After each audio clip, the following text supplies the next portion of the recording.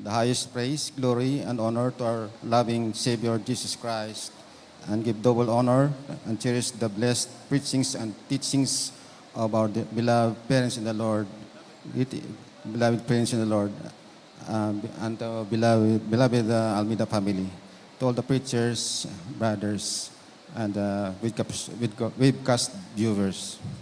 Ako'y magpapasalamat sa Malang Pinoon dahil sa natapos kong kontrata. Hallelujah, praise the Lord. Praise the Lord, hallelujah, praise the Lord. Nung wala pa ako dito sa gawain, hallelujah, may gawain din tayo doon sa probinsya pero hindi kami nag-attend. Hallelujah, praise the Lord. Nung napunta ako dito sa Maynila, dala-dala ko pa rin ang aking sakit. Hallelujah, hindi ang pagkatulog. Dati nung after 1985, nag-graduate ako. Nadapuan ako ng sakit na nawala ako sa aking sarili. Maraming albularyo, maraming doktor. Hanggang ang mga 7 taon ko yan dinala. Pero wala talaga akong kagalingan. So, grabing paghihirap sa pinansyal. Hallelujah. Hanggang sa napadpad ako doon sa Maynila, hindi naman ako makatulog, kaya nagpunta naman ako doon sa PGH. Kaya inom naman ako ng gamot. So, sa isang hapon na yon,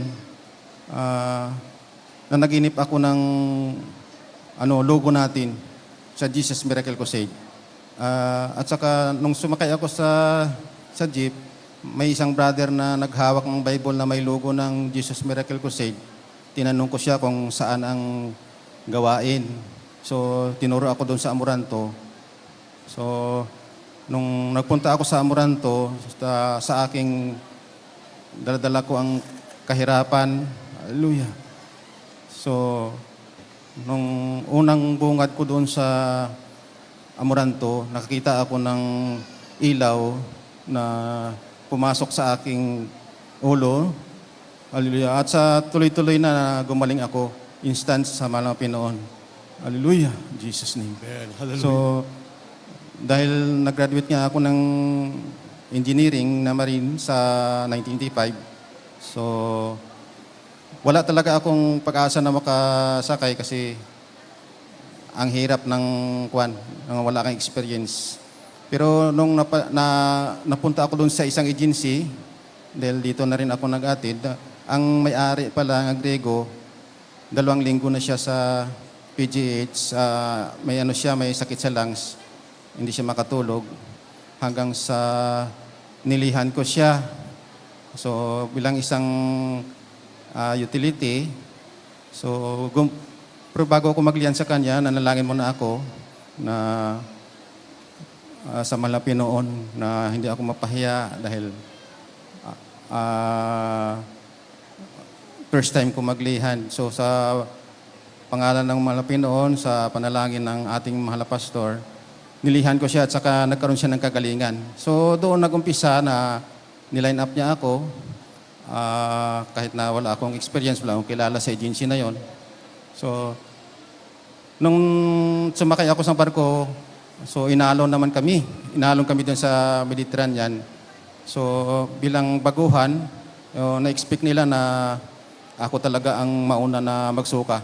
Pero sa kahabagan ng mga Pinoon, ako pa yung nag-init sa kanilang tubig dahil sabi nila napakatibay ko daw sa naunahan ko siya ng panalangin naunahan ko siya ng panalangin. Saka dinilig naman ako ng mga Pinoon. So umpisa na-convert ako dito sa gawain. Hindi lamang akong na-convert, ang aking mahal sa buhay, nanay, tatay, mga kapatid, na-convert na rin dito sa gawain. Hallelujah. Praise the Lord. Nagpasalamat ako sa pag-iingat sa kanila, sa aking mga kapatid. So, dahil sila rin ay may mga matinding karamdaman. Dahil yung isang kapatid ko na nagbabarko rin, dahil operahan na lang, pero sinabi ko na magpabautismo dito sa Jesus Miracle Crusade. So gumaling siya sa kanyang spinal column problem. Ang akin din malaina, nabangga rin niya ng bus. So, nabasag talaga yung side mirror ng bus na yan. Pero ang nangyari, nakuma siya, pero wala siyang fracture. Hallelujah, praise the Lord. Amen. Hallelujah, hallelujah. Yung kapatid ko naman, nahulog naman sa tulay, sa motor, na sa pag-uwi niya, galing sa overnight, so nahulog sila doon sa bangin. Marami palang mga kawayan doon, bato, lalim. So, ang ulo ng kapatid ko doon napunta sa putik. Marami na palang napatay doon. So, pagpapala ng mga Pinoon hanggang ngayon, nag-ingatan siya ng mga Pinoon. Glory to God. So, nung Hallelujah. tiyempo COVID naman mga mahal, hindi natin alam na dito sa India na to, dito galing yung mga virus na matindi. So, doon yung biyahe namin sa India. So, umakyat yung mga tao, labas-pasok sa barko namin. Pero pinag-ingatan kami ng mga Lapi noon dahil wala pang vaccine noon. So, pinag-ingatan kami lahat ng mga Lapi noon. Hallelujah. So, dito naman napunta kami mga minamahal sa Persian Gulf. Nagkaroon kami ng sunog mga minamahal dyan sa Persian Gulf. Hindi dahil sa missile o pero nag-hot work sila. Tapos sumabog yung barko na nakadikit sa amin hanggang sa nasunog na rin yung barko namin. So, yung nahati na yung barko nila, umakyat naman yung apoy sa tubig. Kaya hanggang sa railings namin na natunaw na. So mga minamahal, ang himala dahil napadpad sila ng kwan, ang apoy napadpad ng alon, hangin, palayo sa barko namin. Hallelujah! Praise the Lord.